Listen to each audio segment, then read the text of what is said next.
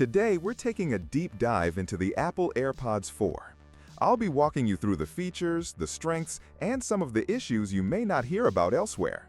For technical reasons, I'm not able to include footage of the physical product or an unboxing, so you'll be watching a detailed screen recording. But everything discussed here is based on the actual product and its performance in everyday use.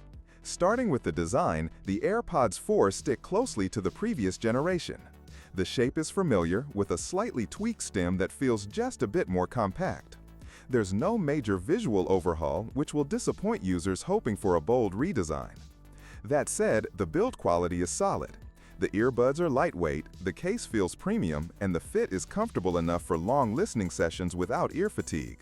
These earbuds now support Bluetooth 5.3, which gives you better connection stability and reduced latency. Pairing is fast and smooth, especially within the Apple ecosystem. As expected, they perform best when used with iOS devices, though they still function with Android, just with limited feature support. One of the key highlights is personalized spatial audio. If you're unfamiliar with this tech, it adjusts sound based on your ear shape using your iPhone's camera system. It genuinely enhances immersion during movies and certain music tracks. However, the impact can vary by app and content. In real-world use, the effect is noticeable but not mind-blowing. It works better in apps like Apple Music and Apple TV, while Spotify and YouTube don't always take full advantage of the feature. You will find a link to buy this and other models at a discount in the description below the video. You can place your order right now. The AirPods 4 are IPX4 rated, meaning they handle sweat and light splashes. They're suitable for workouts and outdoor walks, but definitely not for swimming or heavy rain. Keep that in mind if you plan to use them in more intense environments. Battery life is decent. Apple claims around 6 hours on a single charge and over 30 hours with the case. That lines up closely with real-world testing. The case charges via Lightning or MagSafe, which is convenient if you're already in the Apple ecosystem. Unfortunately, USB-C is still not standard here, which feels outdated given the shift in Apple's newer product lines.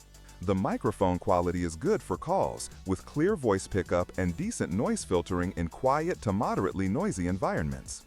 In wind or crowded spaces, however, you'll notice a drop in clarity, which is a common issue even in premium earbuds. Noise isolation isn't as strong as with in-ear silicone-tipped earbuds. Since these are hard plastic and rest in the outer ear, they let in more ambient noise. There's no active noise cancellation either, which is a drawback at this price point. You'll get transparency mode, but again, its usefulness depends on your environment.